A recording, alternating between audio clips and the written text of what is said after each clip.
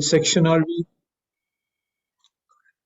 Which section are we in now? What are the verses that we are reading? What are they telling us about? In the Sadhu Sangha, yes. So we had 3 verses of Sadhu Sangha, 4, 5, and this is the last one. The 4th one told us about how to interact with devotees. Dadati prati gharnati, guhyam akhyati prachati, bhungte bhojate chaiva, sadvidhi priti lakshanam. That we should give gifts, take gifts, and invite for prasadam, go for prasadam. The purpose being eventually to guhyam akhyati prachati, so that we can open up our hearts with devotees.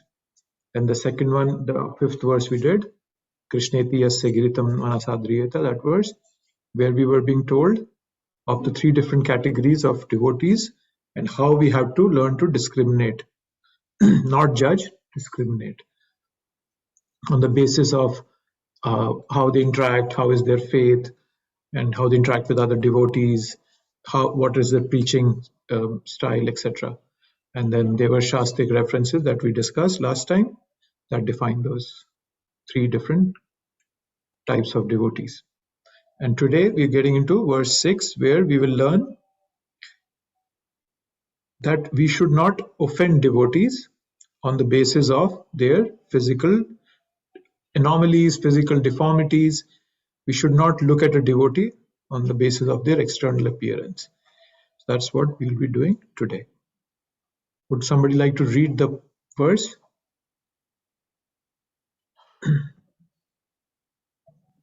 I can read, Prabhuji. Yes, please.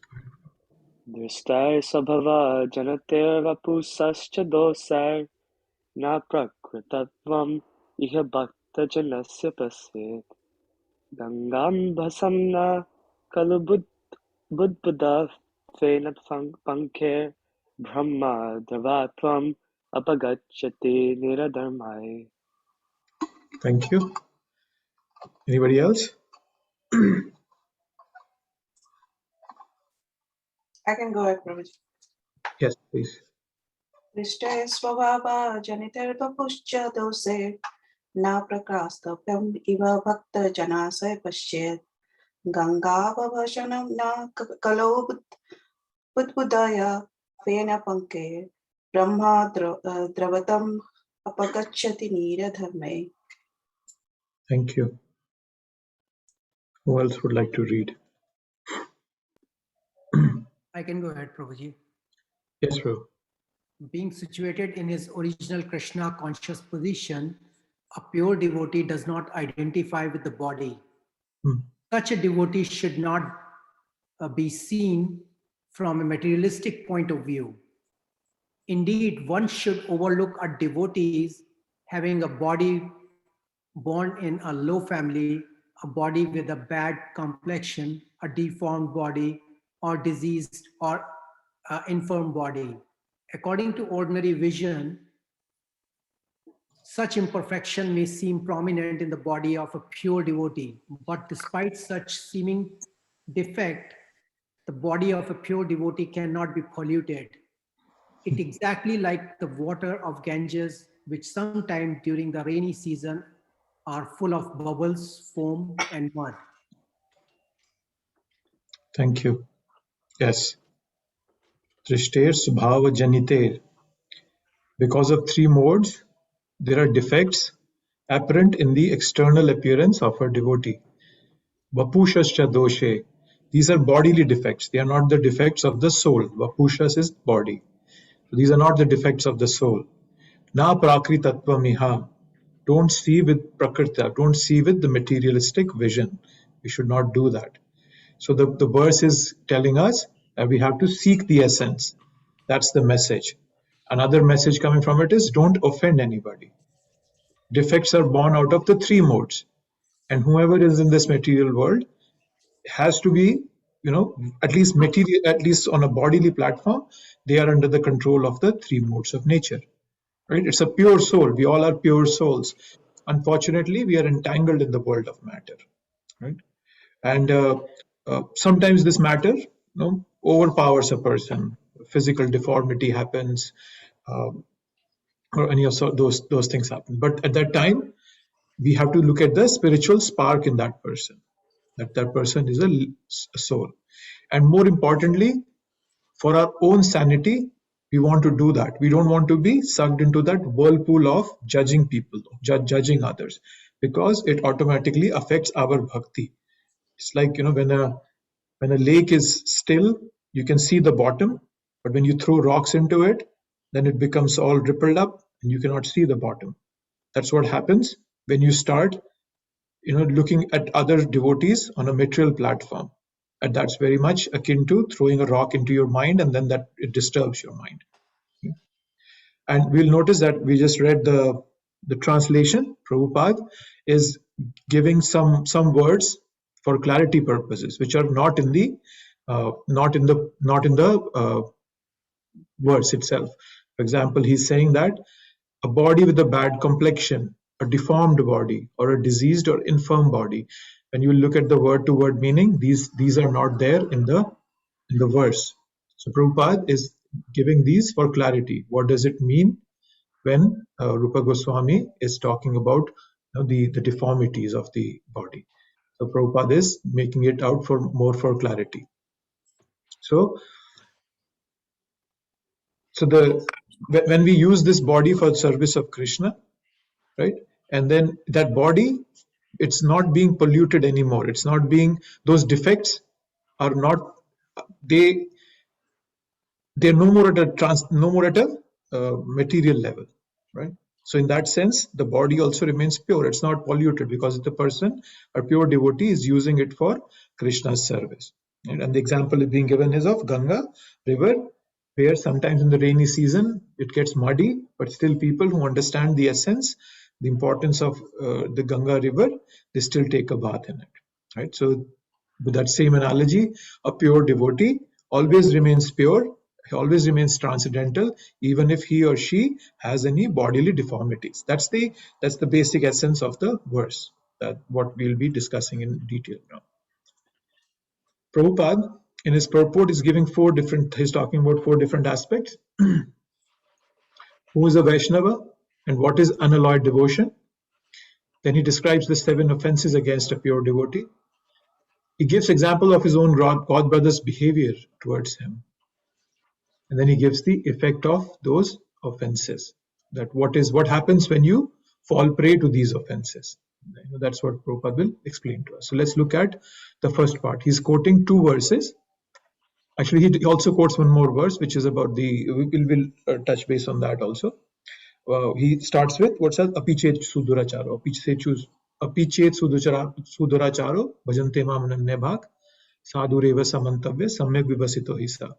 9th chapter, that verse comes in, that we should associate with pure Vaishnavas, even though they have bodily defects and they might have committed sins in the past, because the reason being that their determination is properly placed, is properly situated in bhakti. Right? We should not let the thoughts of karma pollute our vision towards a Vaishnava. So essential aspect of a devotee is that he or she is serving Krishna, and we should look at it from that perspective. Right? So if there is no fault in the intention of intention of the devotee to serve Krishna, then that person is spiritual. That person is transcendental. Right? And we have to look at that person from that perspective. Many a times you will note that when Prabhupada came to US in 1966, Prabhupada, he was the Bengali, right? And but he had a very thick accent, very thick Bengali accent. And if you listen to his lectures that he was giving in 1966, it's very hard. You have to listen very carefully to understand what Prabhupada is saying. But that even though it looks like a problem materially on a material level, it was not a problem. Prabhupada still was able to attract billions and billions of people because of his purity, because of the transcendental nature that he was on the platform of an Uttamadhikari. And scriptures also talk about that in the first canto. There is this verse where we are told that how even though literature, if it's imperfectly composed, but if it's talking about the transcendental glories, about the name, fame, pastimes of Krishna, then it is accepted by purified men. because of its purity, of its transcendental aspect. Tadvag visargo janatag viplavo. That's the verse. So we have to ignore any bodily defects and understand that the person is working at a spiritual level, fully intended to serve Krishna. So that is the qualification of a Vaishnava, that he or she is fully dedicated to Krishna.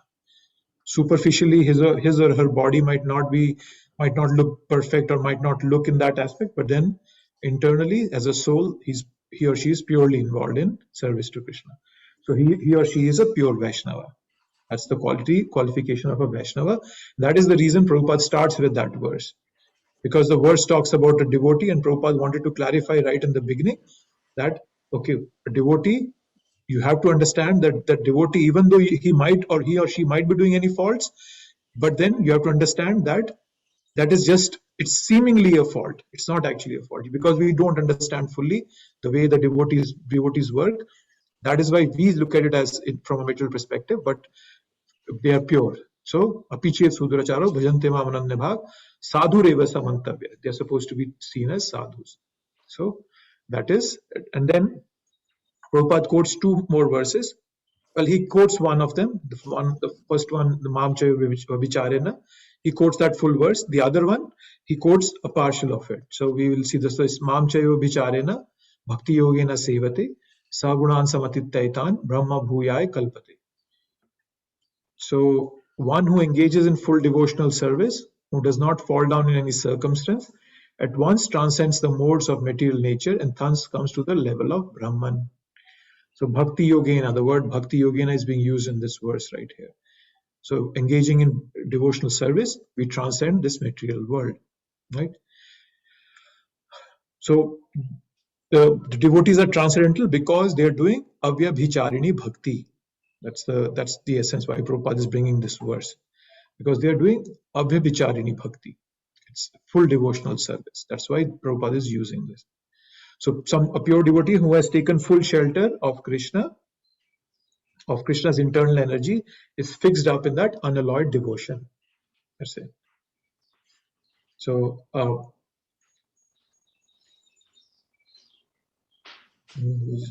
yes, okay. So Prabhupada uses the phrase unalloyed devotion in the purport. So when Prabhupada came to US, there was a stopover in Boston, and Prabhupada, I'll give you the story first. So what happened when the first temple in Boston opened up?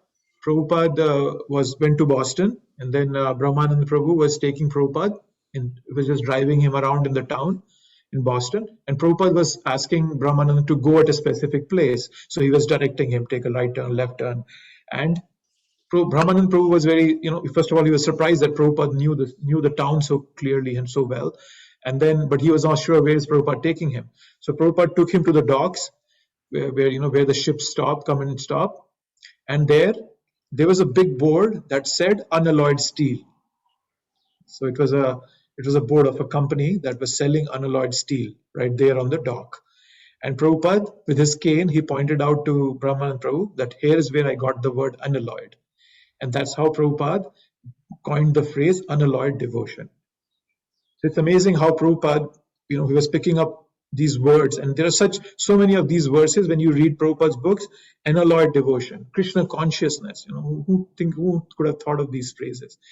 And Prabhupada would always be conscious of looking how I can present this concept, this theory, this bhakti process to Westerners in their own language. And so Prabhupada was always looking for ways to do that. So he coined that phrase unalloyed devotion when he saw that board. And that's where he picked up that unalloyed devotional service thing. So Prabhupada says after the verse that Avyabhicharini Bhakti means unalloyed devotion. Right? And then Prabhupada also says that unless one is actually a devotee, he cannot see another devotee perfectly. So Prabhupada is telling us that the reason we see a defect in another devotee is because I am not perfect yet. Right? So that is the reason I look at defects in other devotees. So that's where we start. And then Prabhupada brings out this other verse. It's not the Prabhupada doesn't use this whole verse as such. He talks in parts of it. He talks about anyabhilashita shunyam, gyan karmadi anavrittam, anukulena krishnanushilanam, bhaktir uttamam. So he's talking about this verse. He's telling that a surrendered soul serves Krishna without material considerations. That's what anyabhilashita shunyam means. So what does unalloyed devotion mean? Now Prabhupada is explaining through this verse to us. Anyabhilashita shunyam. Then jnana karmadi anavrittam. That person is transcendental to the activities of the body and mind, such as gyan, mental speculation, and karma, fruitive work. And then anukulena krishnanu. So consciousness aimed at service and surrendered to favorably please Krishna. Now, sometimes we note that Sanskrit is a very refined language, and there are many words in Sanskrit which cannot be translated in English. Now, anukulena, Prabhupada, the closest Prabhupada translated was favorably. But if you notice that favorably, it could be favorable, we could be favorable to a situation or a condition, not just necessarily out of love and surrender. It could be many other reasons also. But here, anukulena means very specifically out of love, surrendering out of love. Because unless there is no love, we cannot have surrender. There can never be surrender. And even if there is surrender, it will be either partial, incomplete, or conditional. It's PIC, partial, incomplete, conditional. So without love, surrender is going to be partial and incomplete. They can never be surrender. So anukulena means surrender out of love.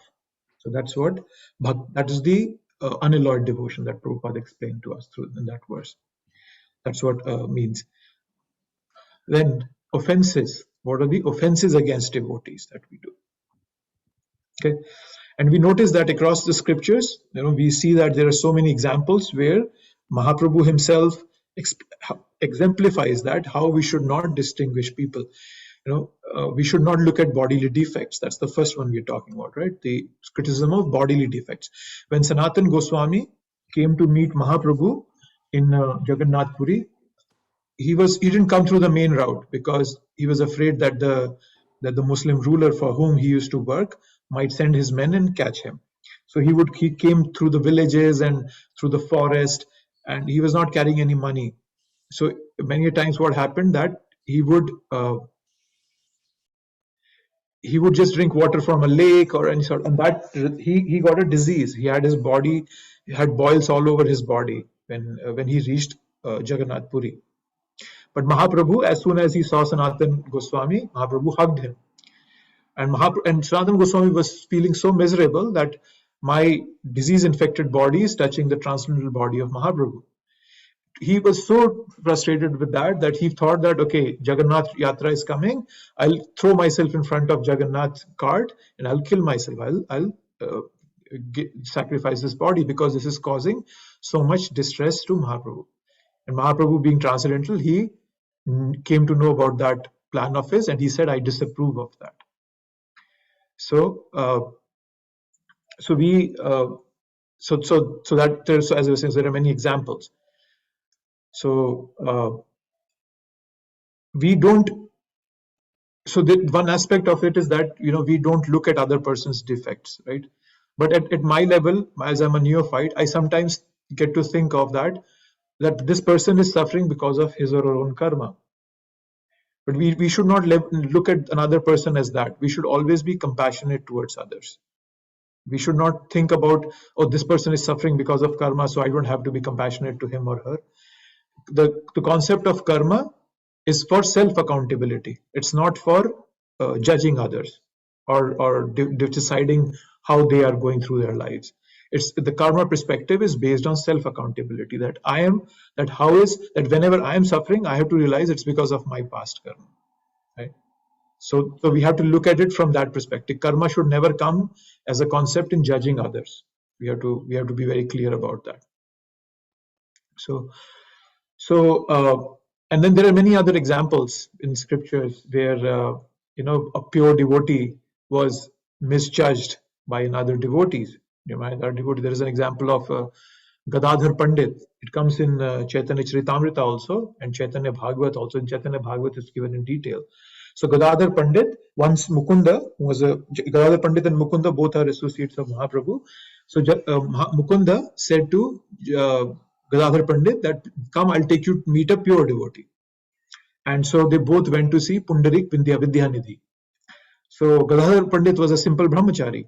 And so, but when they went to Pundarik Vidyanidhi's house, what does Gadadhar Pandit see? That he sees a man who's wearing very costly, silk garments. He's sitting on a very costly bedstead, has a very costly mattress on there. There are huge fans hanging on top of him. There are servants fanning him. He's reclined on the bed with a pan, with a pan in his mouth, and then there's this spittoon that's made of 8 elements, 8 metals, and he's spitting in there, and he's wearing very costly jewelry, and he has such wonderful perfumes. And Gadadhar Pandit immediately starts thinking that, where has Mukunda brought me? I don't see any pure devotee here. And now Mukunda, knowing the heart of Gadadhar Pandit, he immediately, what does he do is he recites a verse from Bhagavatam. He recites that verse, the famous verse that comes in the 3rd canto. Aho Bhakyam Stanakalakutam Chigham Sayap Avyayam Api Sadhvi, where Krishna is being glorified as the most merciful, because Putana, who came to kill him, but she came as a mother because she was nursing him, but she came as a mother, so Krishna forgot her sins and gave her the position of a mother. So who can be more merciful than Krishna? When Pundarik Vidyanidhi heard that, he just went wild. He couldn't control his emotions. He started crying. He started rolling on the ground. He started, breaking whatever's around him. And he was so much in ecstasy and so much in anguish, just because he was missing the association of Krishna. That how can Krishna leave him to rot in this world? So Gadadhar Pandit realized that he has insulted a great Vaishnava. And then immediately he asked for forgiveness, and he took initiation from Pundarik Vidyanidhi. So that's one example that comes out in scriptures, where even elevated devotees sometimes that happens that they mistake a pure devotee based on their external appearances. So Bhaktisiddhanta Saraswati Thakur had a Rolls Royce. And he would wear very costly suits when he would meet different kings and different these royal people. So but then anybody could misjudge him for that. That, oh my God, what a sannyasi is he? He roams in such a costly car. He wears such costly clothes. But you have to understand what was the purpose behind it. That he wanted to attract people to Krishna consciousness, and he was ready to play around a bit with the details. The principle never changes, but the details can be changed around. Right? So that's another example, right? So all these, they indicate that you don't see a sadhu from your eyes. We are not that pure. We cannot do that. And we have talked about it, that a sadhu is supposed to be seen with his or her ears. I see sadhu through my ears, because there are 2 qualities in a sadhu which nobody can fake. Right? One is mukhya prasadad. Mukhya prasadad means that something that comes out of their mouth, any glorification of Krishna, of the spiritual world, or of anything related to that, it has a direct effect on the hearts of neophytes, on people who are very much engrossed in materialistic life. So that's why it's called mukhya prasada. And the reason that, because that person has become, that the pure devotee has become a transparent medium to bring the message of Krishna to the common people, to everybody else. That is why his speech is so pure. And there is this verse in the 4th canto which says that when a pure devotee speaks, the words coming out of his mouth, they go to Goloka, they bring the fragrance of saffron from the lotus feet of Krishna, and then it reaches the common people. That is why people get so attracted to it. So mukhya prasadad is one of the qualities that we recognize a devotee by, of a pure devotee by. The other one is steadiness. Nobody can fake steadiness. You all are showing up here in this class. We sit for 1.5 hours every Wednesday, and so it's steadiness. You cannot fake it. So mukhya prasadad and steadiness are the 2 qualities of a pure devotee. And That's the way we look at a pure devotee, that how the pure devotee is behaving. So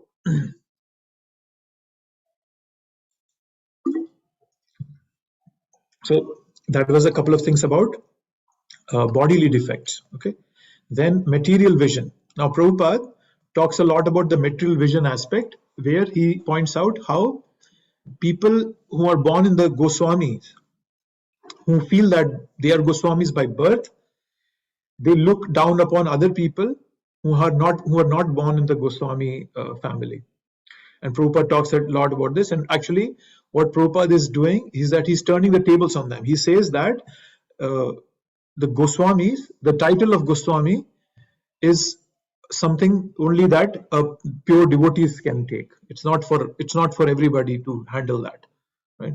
So Prabhupada is saying that people who claim that they are Goswamis by birth, they are just misusing the word Goswami, right? They are not Goswamis actually in truth, right? So the point that is being made is that based on our preconceived notions, I judge people, and if they don't fit my design, if they don't fit my thoughts, then we consider them as inferior to us, right? So we should avoid that. We cannot judge a pure devotee by just looking at what the person is doing on the surface. Srila Prabhupada, you all might have known Malti Mataji's daughter, her name was Saraswati, and Saraswati was, I think, 5 years old, and she used to play with Prabhupada. Prabhupada was like her grandfather, and Prabhupada was also very, loving. He also used to love her a lot, and because she was like a granddaughter, and Prabhupada would make a lot of fun with her, have so much fun with her, and he would sometimes, because she liked to eat a lot, and sometimes he would give her a flower and see here, and Prabhupada would give her a flower and ask her to eat that flower. And then when she would eat it, or probably take it in her mouth, and Prabhupada would laugh a lot. So he would tease her and have fun with her. But then one of Prabhupada's disciples, he saw that. And in his heart, he planted a seed of disrespect for his spiritual master, for Prabhupada, right? And what he did there was that once it sat down in his heart that, how can a pure devotee do this? This is not a way pure devotees act. So this thought, once it took place in his this seed of disrespect, once it got sowed in his heart, then the next thing what happened was, one day he was massaging Prabhupada, and they showed on the television that man has landed on the moon. Now, that particular devotee, he became so excited by that fact that man has landed on the moon. And he told Prabhupada, see, the man has landed on the moon. And Prabhupada, even without looking at the television, just said, they're lying. You cannot reach the moon. He said that Srimad Bhagavatam says that there are people on the moon and they won't let you enter without their permission. And this was too much for the devotee. And he left ISKCON. So that tiny seed of disrespect, that how can a sannyasi behave like this with a 5-year-old kid, resulted in that devotees fall down. So we have to be very, very careful not to see devotees from a materialistic point. Srimad Bhagavatam has the story of Saubhari Muni. Saubhari Muni, he used to meditate near Yamuna river, and he used to meditate near a river where there were a lot of snakes, and Garuda used to come and eat those snakes. Garuda is a bird, and that's his food, and he would come and eat those snakes. And those snakes one day went to Saubhari Muni and they said, please help us, this bird comes and eats us. So Saubhari Muni said, okay, I will fix him, I'll correct him. Now, you cannot correct a pure devotee like Garuda.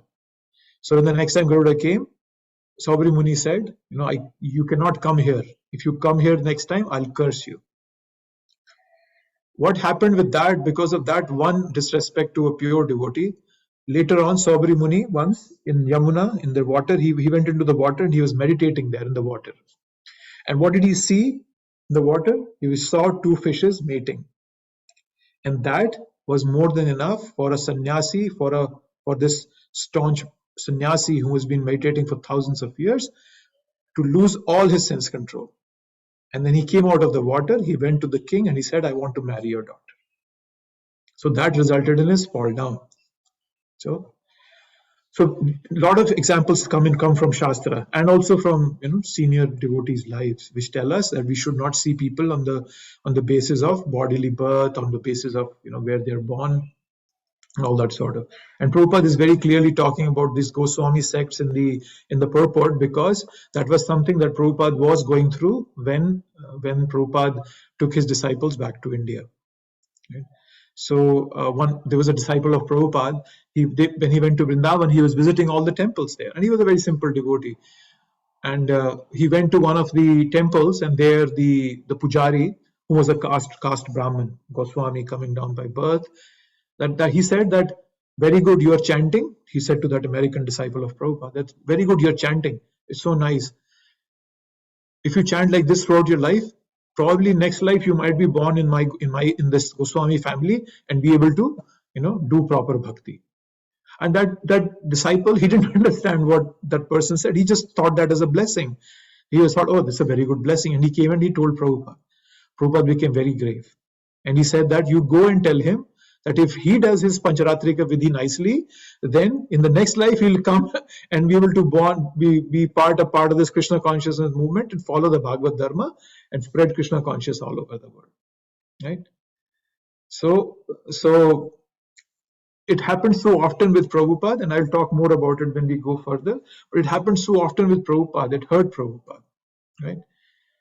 And when we see these senior devotees, when we see these examples, right? We're talking about, I just talked about, there was this Sabri Muni, and even Balram, right? Lord Balram. Somebody can ask you, why do you favor Duryodhan? No, there's no reason for it, right? But then we cannot say that, Lord Balram is supporting Adharma because he likes Duryodhan. No, we cannot say that. So we should just be very, very cautious about how we look at devotees and what their behavior is. So Rupa Goswami, he was a pure devotee. He exemplifies what happens, how serious this can be. One day what happens is that he's chanting, and during his chanting, he's in ecstasy. He can see in Golok Vrindavan that Radha and Krishna, they're walking in a park. It's a park, and suddenly Radharani says that I want to make a garland for you, Krishna, and there are flowers on a tree, and she wants to pluck them. So what Krishna does is he holds Radharani, and he pulls, and then she's able to raise up and break the flowers, pluck the flowers. And so what Radharani is doing is, with one hand she's holding a branch, and with the other she's plucking the flowers. And Krishna, he just leaves her hanging there. So Rupa Goswami is looking at this happening in Goloka, and he starts smiling. And at the same time, there was a Vaishnava who was passing in front of him. Rupa Goswami was just chanting under a tree, and there was a person who was passing in front of him, and he was lame in one leg. So when he saw Rupa Goswami smiling, he thought that Rupa Goswami is laughing at him. And when that happened, so that person, then he felt offended and he went away. That very same moment, suddenly Rupa Goswami just came out of his entire ecstasy, and he couldn't get back in there. And he suddenly felt something wrong happened. How come I came out of my ecstasy? So I won't go into the whole story, but this shows that how even unknowingly we can offend devotees. We should never offend anybody, unknowingly or knowingly. It can happen. It can happen to anybody, and the effect is something that we will have to suffer. And actually, there was a verse I wanted to read, because just based on this. Give me 1 second. All of you are with me?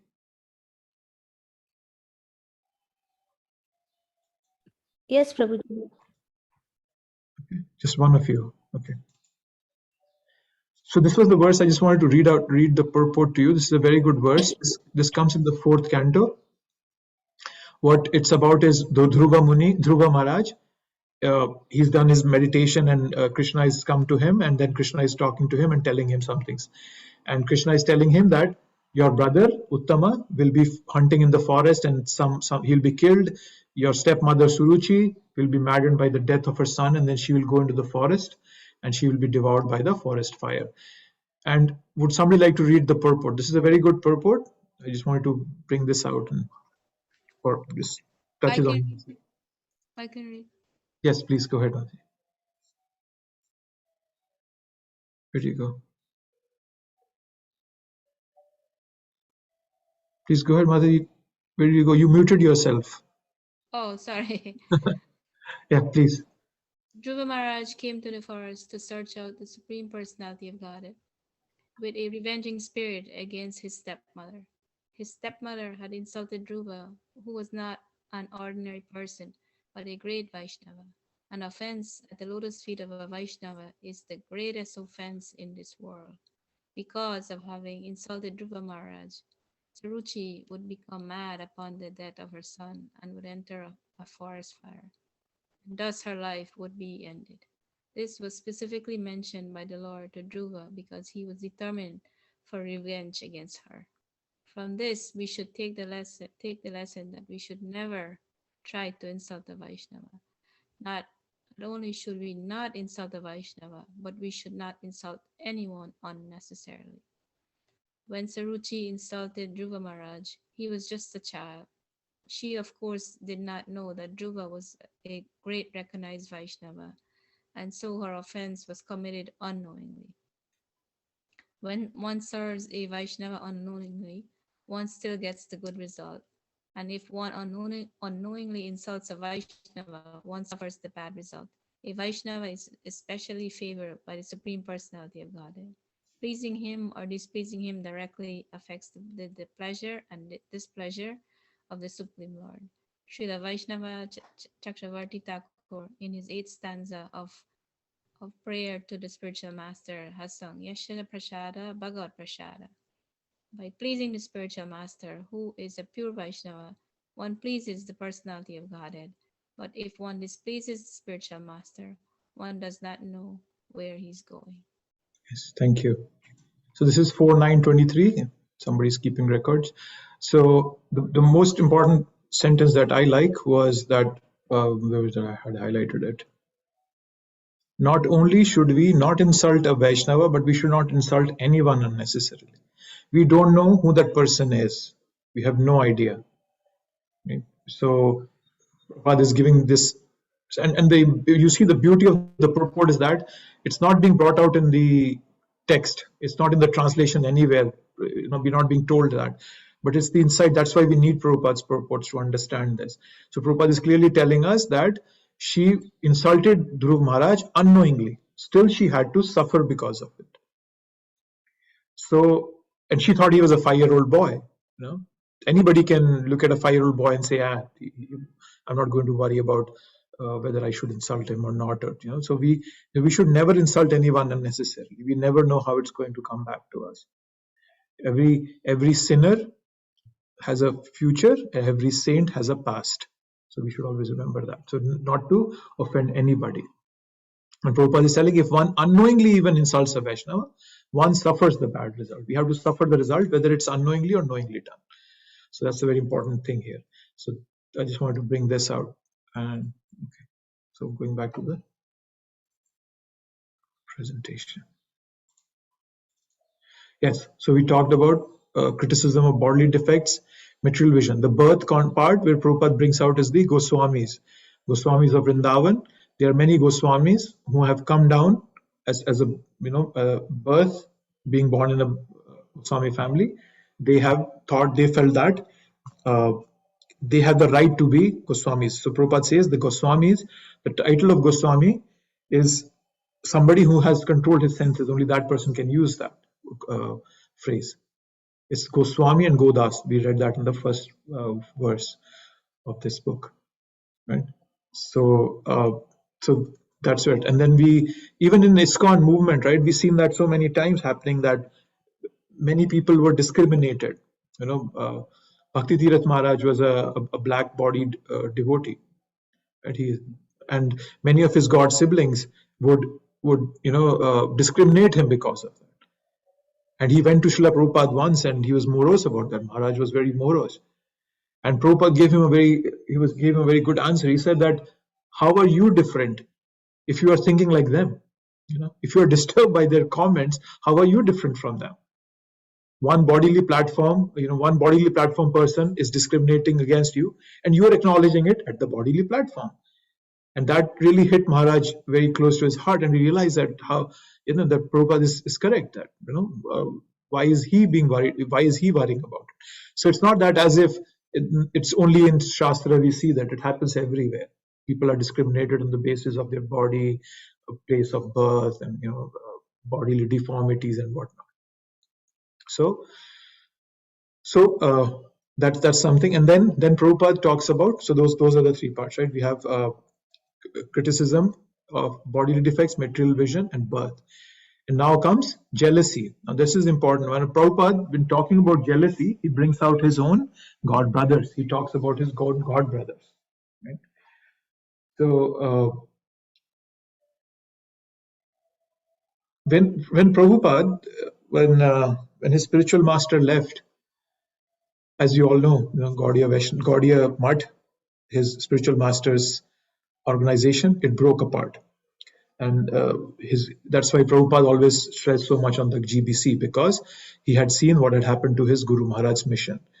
So when Prabhupada was in India itself, when Prabhupada was in India, many times he would stay at his god brothers, god siblings' mutts, and he would help them edit magazines and whatnot. But they were not very supportive of him.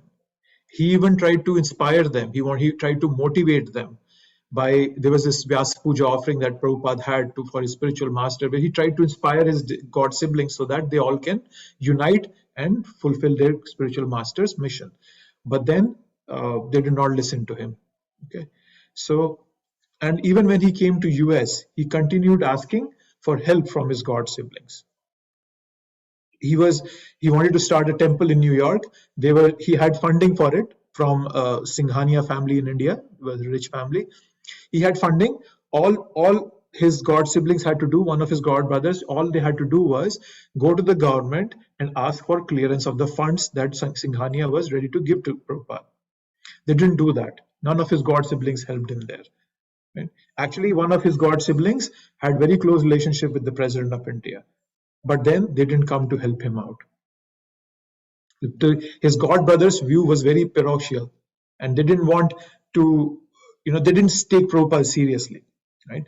They would just think, oh, he's got good speaking skills, he's got good oratorial skills, but he's not he doesn't understand anything. So that was the thought that they had, right?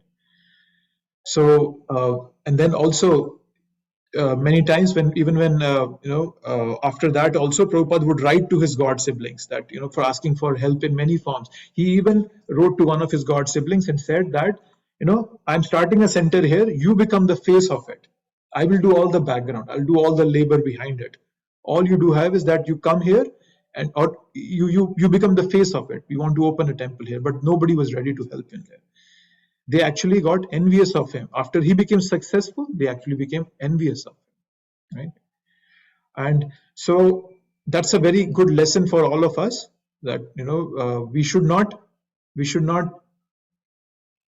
be envious if we see another god sibling or another devotee excelling in his or her bhakti process, because we all have different backgrounds, right? We all are carrying different luggages of our karma.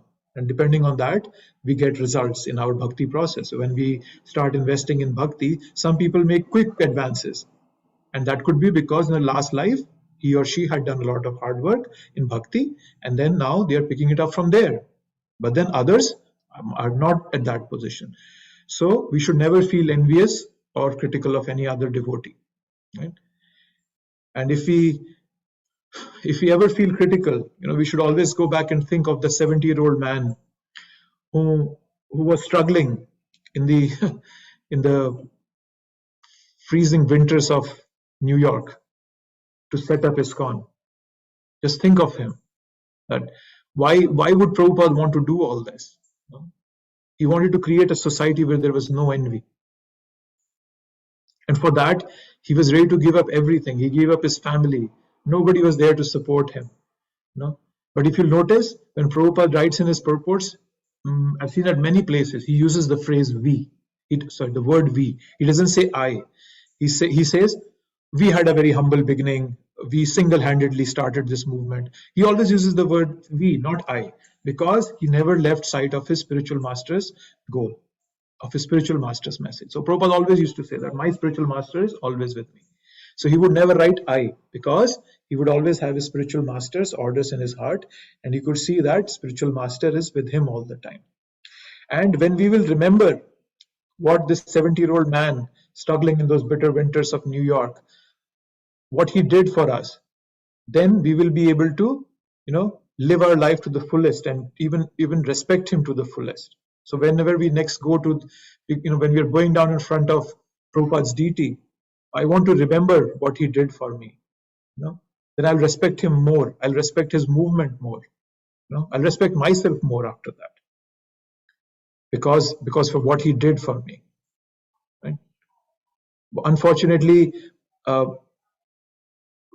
right now, whatever I'm doing is just an insult to my soul. It's an insult to the soul, right? I've been falling for the oldest trick in the book, falling for Maya, falling for the material attachments. And whenever I fall for that, I fall below my dignity. My soul has I'm a soul, right? I have a dignity, right? And whenever I interact with matter, I get, smeared by the matter, by this material world. That very moment, it causes malice in my heart and mind. And that's why we become critical of each other. So the whole concept of ignorance, and then ignorance, just filtering down into my heart, and then my heart taking that conditioning of different modes, and eventually it gives the rise to that pride and envy in my heart, which eventually manifests as, this jealousy and this envy. So the pride manifests as that. So you have to understand that whenever we get envious, just go back and try to think of Prabhupada and what he did for us.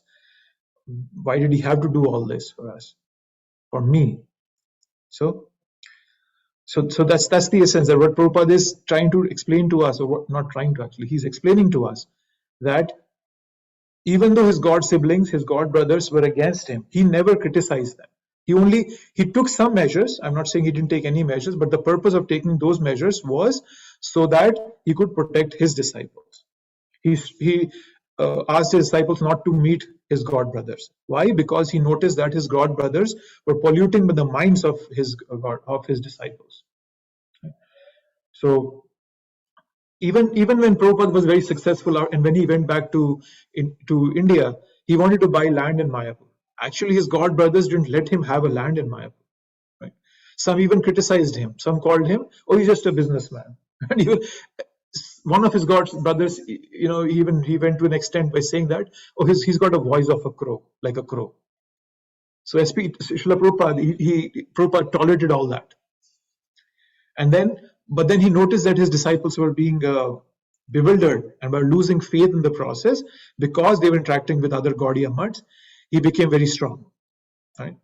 And that is why Prabhupada is writing all of this, because it's not that his god brothers or the other mattas were just envious of ISKCON 50 years ago. No, they are still envious. They still feel that, oh, Prabhupada, what has Prabhupada done? They don't see the effort and the what Prabhupada has done for the world. So if you really feel that, if you want to understand what Prabhupada did for us, if you haven't read it, you might have read it, you can go back and read again. There are many good chapters in the Leela Amrita of Prabhupada. There's one chapter where it says, the title is that a lifetime in preparation. There is one of them. Then there is one where it's titled as that it's not possible to help you. And then there's one more chapter which says crying in the bewilderment or something like that. So there are many chapters that show what Prabhupada had to go through all, just to establish ISKCON, to please his spiritual master. And we all would come in these situations. It's not that as if we will have a perfect life. We will go through all these situations. But then one way to counter that, which has personally helped me, is to remember what this 70-year-old man did for me. He didn't have to do anything. He was happy in Vrindavan. He could have left his body, gone back to Goloka, but he didn't do that. He came to this country for me because he wanted me to pull me out of this matter. So just remember that. That's whenever you feel envious of others, when you feel critical of others, just remember Prabhupada. Right? And he gave us a system which is so perfect, which is internal enrichment, and then there are external efforts, there's service for us to do. So no spiritual organization in the entire world has 5 hours of a morning program, starting from 4:30 a.m., going all the way to 9 a.m. in the morning. Nobody has that. So Prabhupada gave that to us so that we can grow in bhakti, protect ourselves from this malice that has filtered down in our heart because of our interaction with matter. I'll take a pause here and see if anybody has any thoughts, any comments, criticism. Prabhuji, what if we get, some instructions, or we get, someone above us just tells us that we should do something and we know it's an offense against that devotee? Should we should use our intelligence and not follow that instruction, right? I mean, deep down we know it's an offense, and but they're instructing us, do this X, Y, and Z. Isn't our natural position to say, I won't do that because that's offensive? Yes, that's your natural position. Just one caveat I want to add to that is, because we are an organization, just like when we go for work, we try to have these communications that are non-agitating, right? There's this phrase getting very popular nowadays, non-violent communication. We want to communicate in a way that, and we don't know in what sense that other person is even saying. That person might not be realizing it, that it's an offense, what he's asking you to do. So we have to look at it from that perspective, give that benefit of doubt, and say no, but in a way that that person, doesn't feel offended in one sense. Not necessarily offended even. It's just a sense of way of communicating. But you're right. We should say no. And also, if you have any doubts, let's say somebody in authority is asking you to do it. Let's say a temple president asks you to do it. Then even if you have doubts, you should be very politely, and you should say that I will, consult with my spiritual master, and I'll get back to you. And that. So we just try to make it as smooth a communication as possible. That's something I'm trying to do in my process, so that we don't offend anybody unnecessarily, because I don't know what's going on in that other person's mind. Did that help, Mataji? Yes, Prabhu. Thank you. So it's just there are so many bridges that get burned just because we didn't know how to communicate, and I didn't know how to inform that other person what he or she is saying to me. I didn't communicate in a proper way. I didn't let that person know how I felt about it, or it's just that lack of communication has burnt many bridges for me personally. I know in my life I've done that so often, and very close of my family members. So I've learned it the hard way. Any more thoughts, anyone? Hare Krishna Prabhu, I have a question also. Yes, Prabhu. So the last verse, verse number 5, during the last instructions, you stated that we all take birth as Sudras.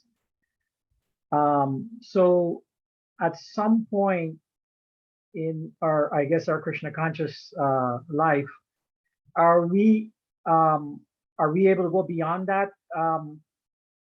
I guess that designation as a Sudra, or at some point, I guess once we start chanting, we hear and read nicely, and eventually we get proper education, like Bhakti Sastri and all these things. Are we able to elevate beyond that Sudra designation? Yes, Prabhu, we are able to do that.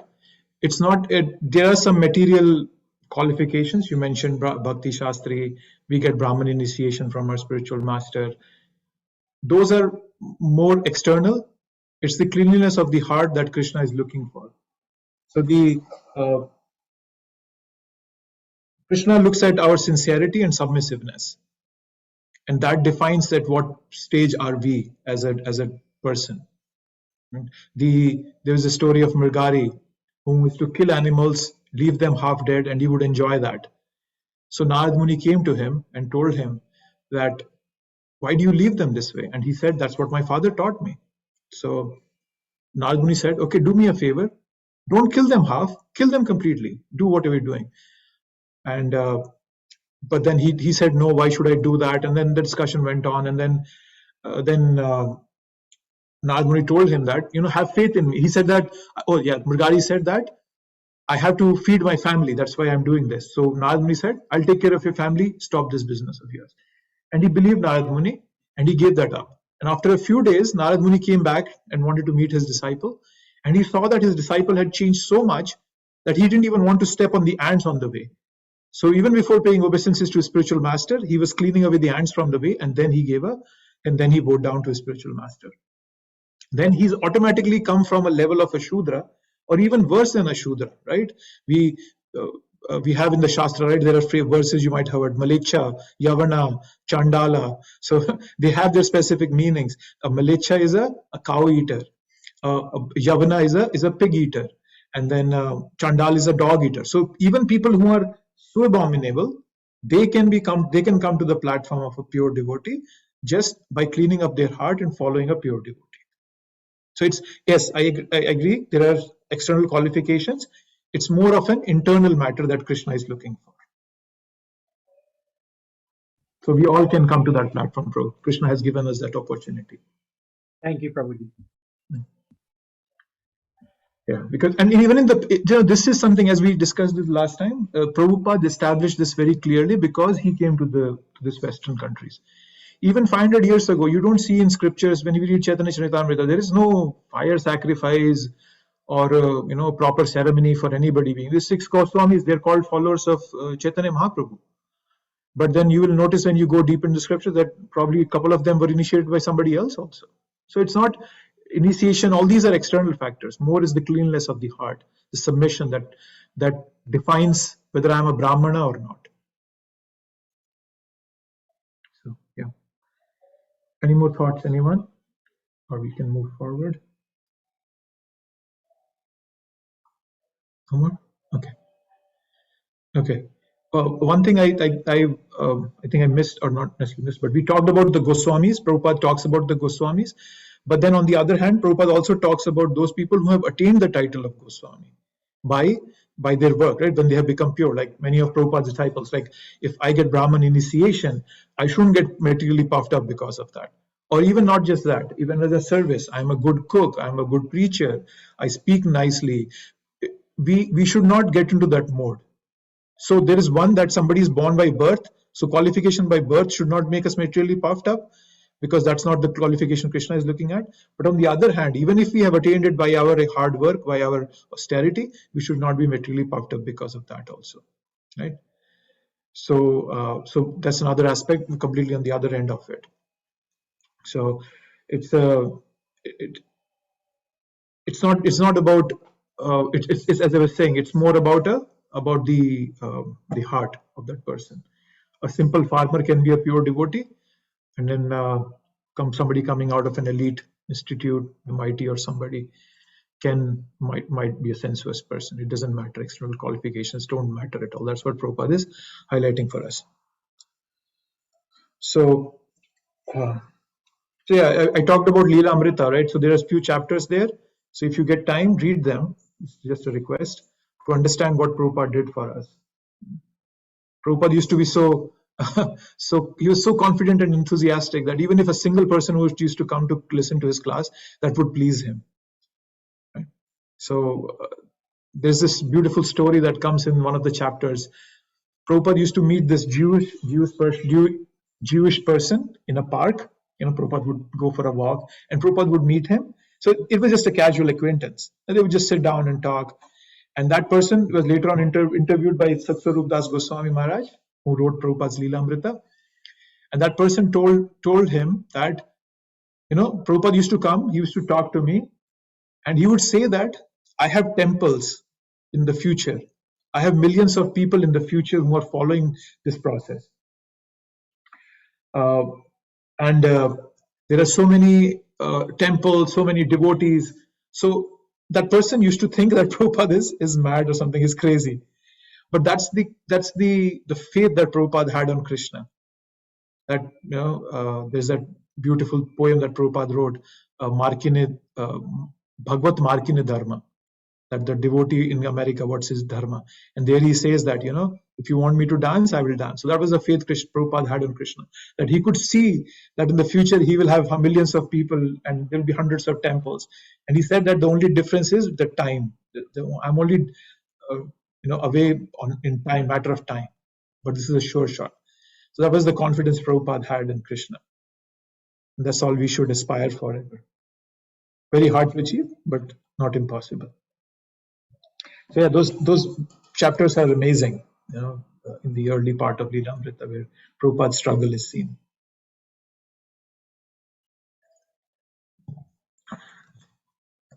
Okay, so jealousy we talked about, disciplinary action. Let's look at this part, Srila Prabhupada's God brothers. And we talked about his God brothers a lot, but there were 4 major statements that Prabhupada makes in the purport. I wanted to highlight those here. That's why I put them here. Prabhupada says, do not appreciate the extraordinary activities of spreading Krishna consciousness all over the world. His God brothers were not at all appreciative of him. They were, instead of being helpful, they are going in the complete opposite direction. They were actually criticizing him for all that, what he has done. Right? And that's what Prabhupada is saying. They try to criticize us in every respect. Naive activities and poor fund of knowledge. And then Prabhupada makes this important statement. Empowered person who is actually engaged in the confidential service of the Lord should not be treated as an ordinary human being. That's an important message Prabhupada is giving us, that just because the whole movement spread like wildfire across the world, that itself shows that it was favored by Krishna, that it was favored by Mahaprabhu and all the acharyas. How can you even doubt that success of Prabhupada? So Prabhupada is saying that empowered person should not be doubted. You cannot doubt an empowered person because he's doing confidential service to the Lord. And he points that out because he was going through a lot at that time when he was writing this purport. And we can see that it happens quite often in Prabhupada's purports, that you will notice that Prabhupada talks about some very specific issues that were happening when he was writing that particular purport. So that was those were some of the comments that Prabhupada makes about his God brothers. Then there are 3 bullet points: disciplinary action, advise and correct. This come in the last paragraph. This is just one sentences Prabhupada makes about that a devotee is beyond disciplinary action. You should not advise or correct him, and a senior devotee, you should not do that to a senior devotee. What do we have next? Offenses. Okay, so what are the effects of these offenses? And there's that famous example Prabhupada gives coming from Chaitanya Charitamrita about the mad elephant offense. That a mad elephant can run through your properly curated garden and just destroy all your efforts. So we have to be very, very cautious, very serious. We talked about those 3 S: strict, serious, and sincere. The process is very simple, what Prabhupada has given us. Bhakti is a very simple process, but we need to practice it with seriousness, sincerity, and strictly. It's like leaving a bull. We all have some sort of chinaware at our house. It's like leaving a wild bull in a chinaware shop. Just imagine that what happens. I also have some chinaware here. So if you leave a wild bull in a chinaware shop, all the bull is going to do is destroy every single piece of chinaware there. And that's what I do when I start offending other devotees. I lack the knowledge, humility, tolerance to understand this whole delicate process, this simple process that's been given to me. Right? I'm like a bull, and like a bull I'm causing harm to other living entities, judging them. It's no wonder there are so many lessons for me to learn, that I'm being constantly slapped around by the material nature, because I'm like a wild bull running across, hurting other living entities. And you will notice that what happened, that when Prabhupada throughout his life, we read in his purports and in his other activities, but when Prabhupada was leaving his body, many of his God siblings used to come and meet him, God brothers used to come and meet him, and he would beg forgiveness to them. That shows the humility of Prabhupada. But by then, by the time, they all had realized what mistakes they had made, and they were also begging for forgiveness to Prabhupada.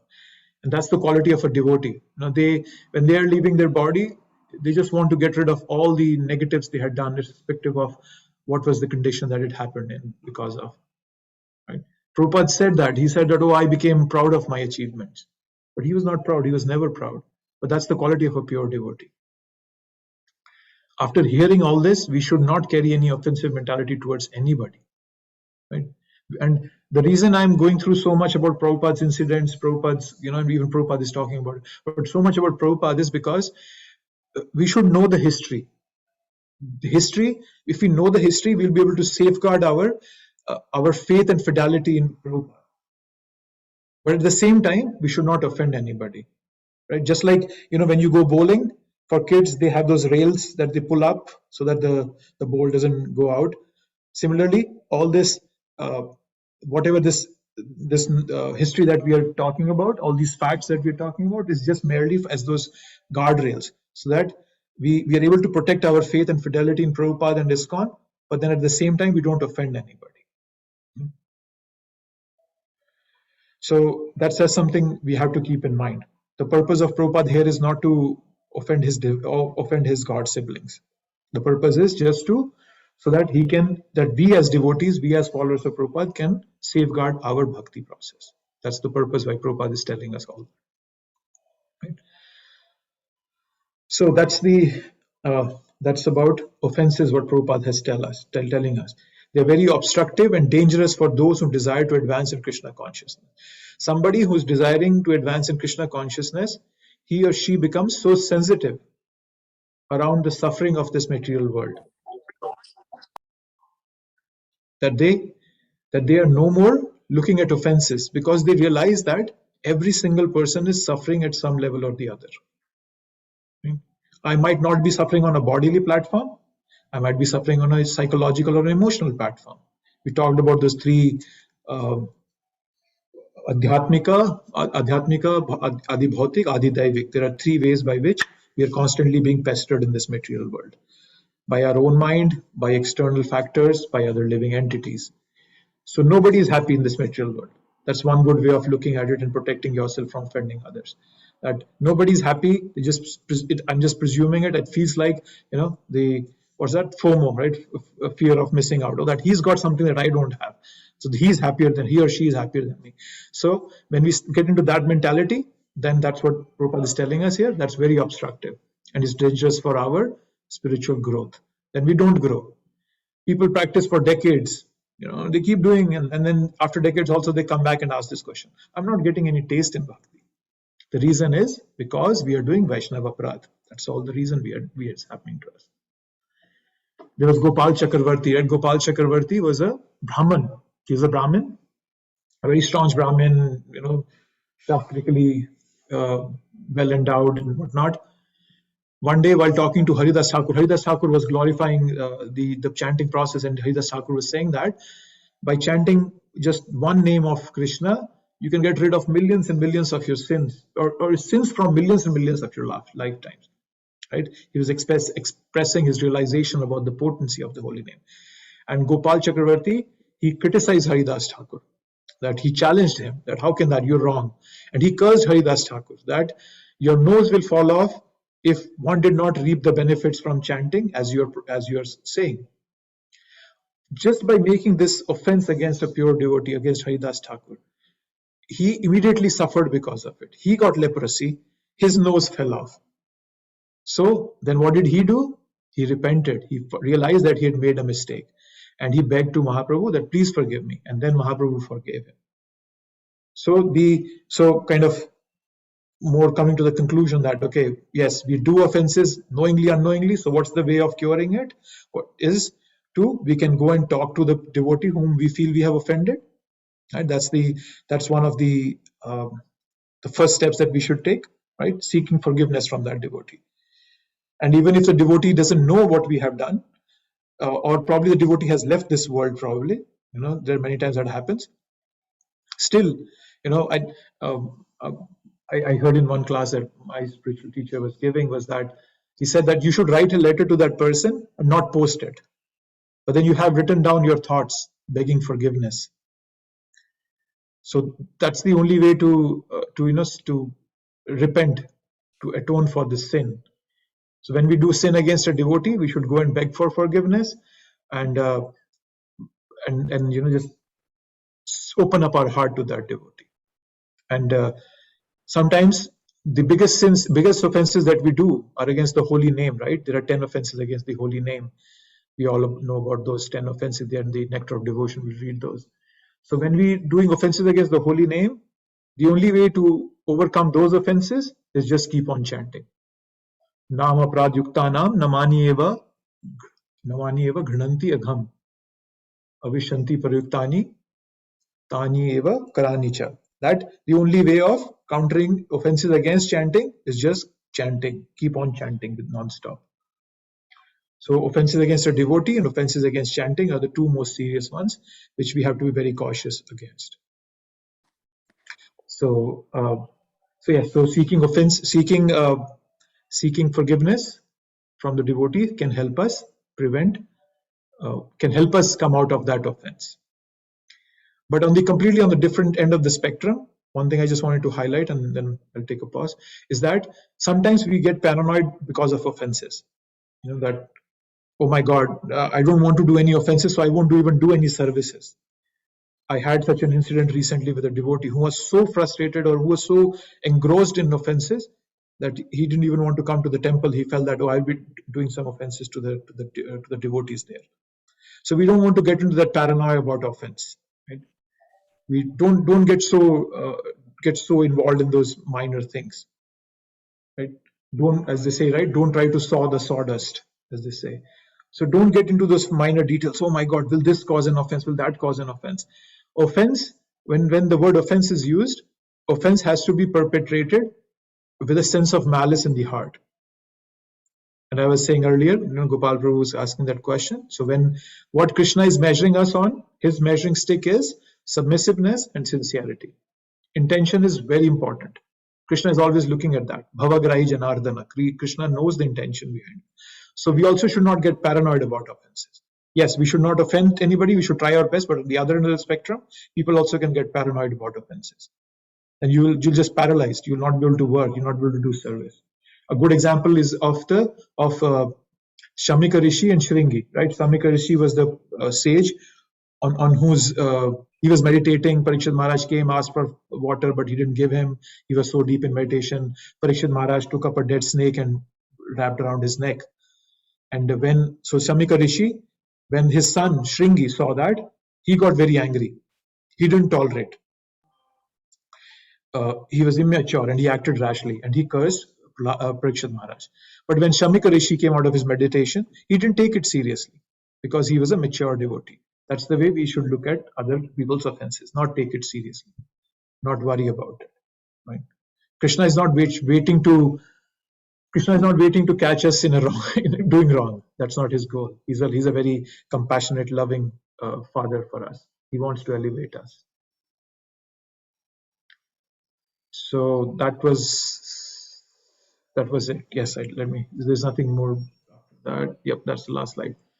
So this is where we finished this verse. Any thoughts from anybody else?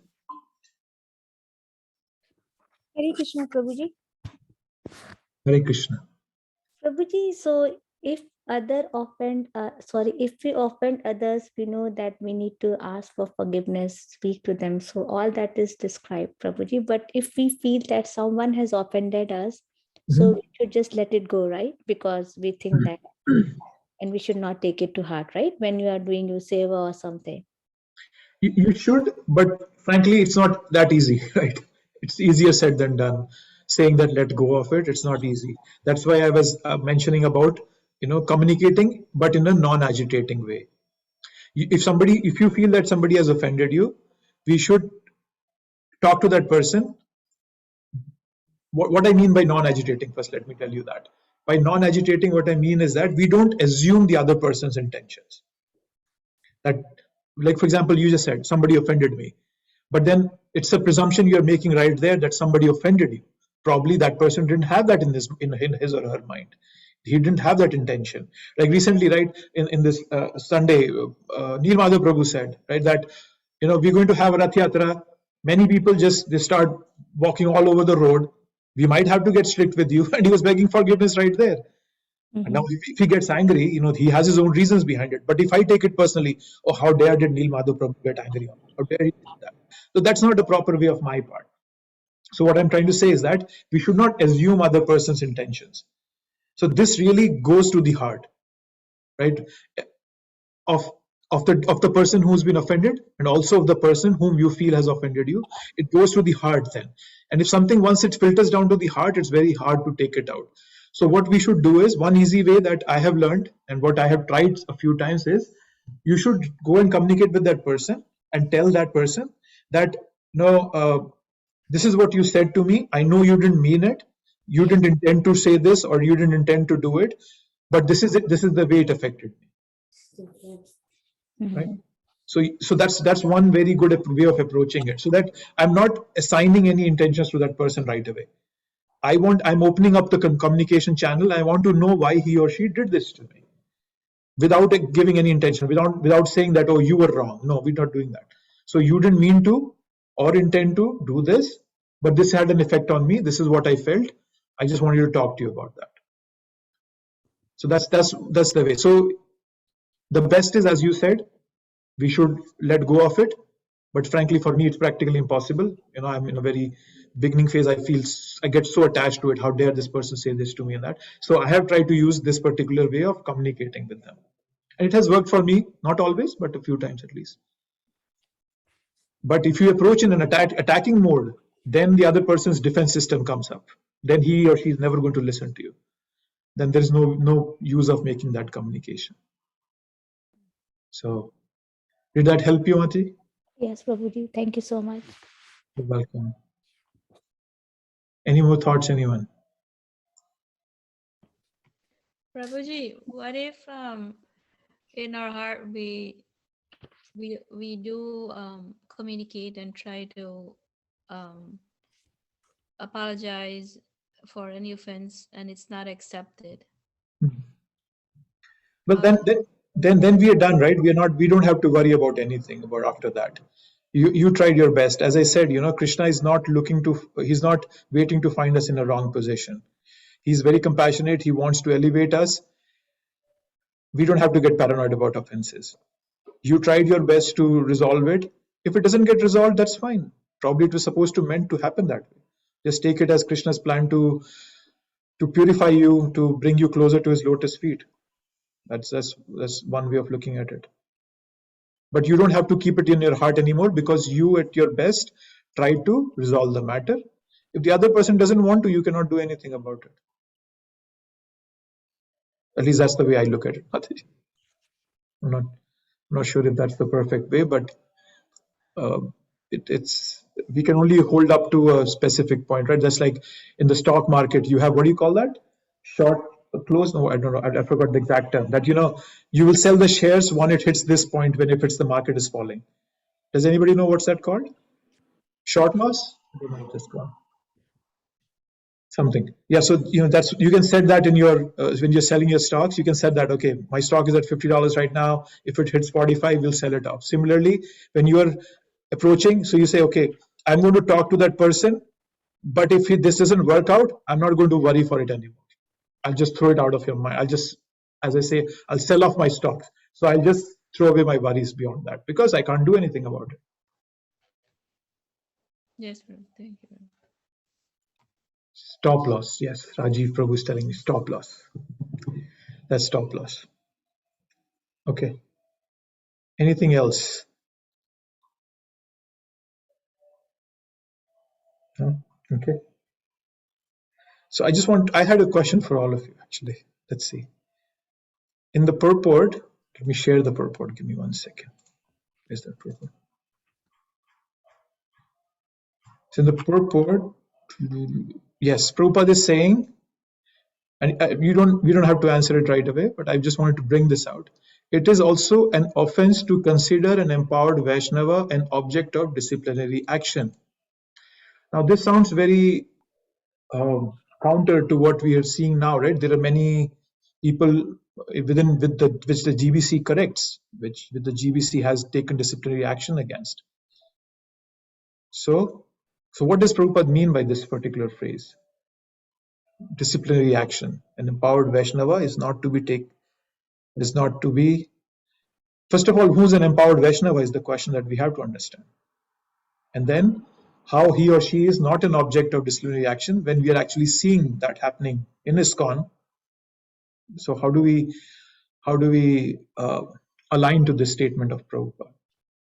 If anybody has thoughts right now, they can share. If not, probably you can think about it and come up by next week. Any thoughts right now, if anybody has? The empowered Vaishnava here means the advanced Vaishnava.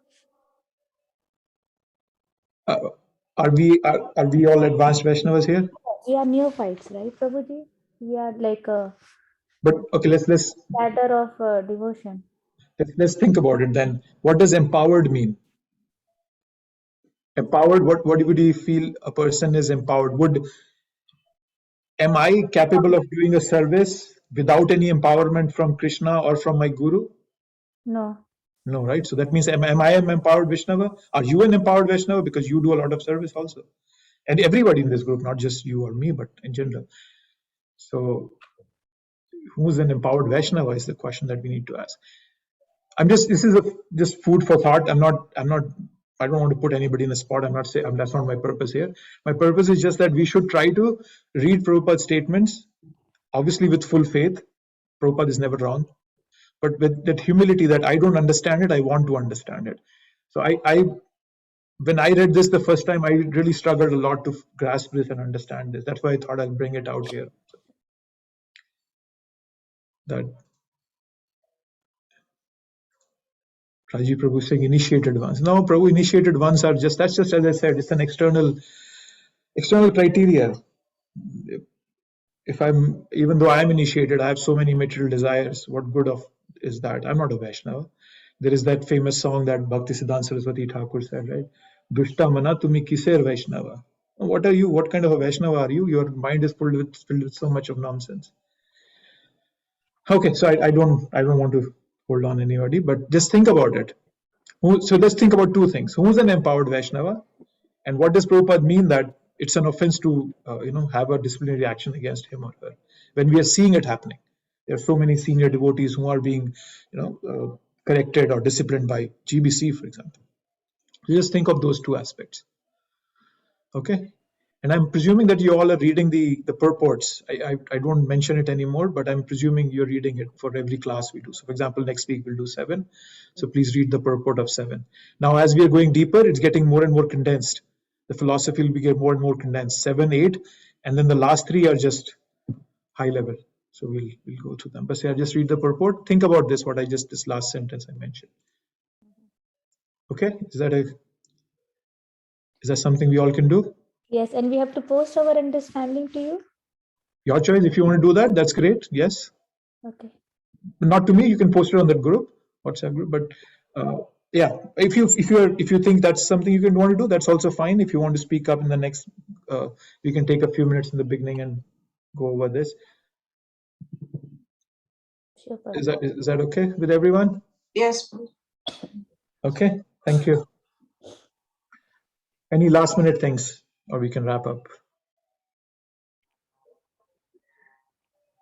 Nope. Okay.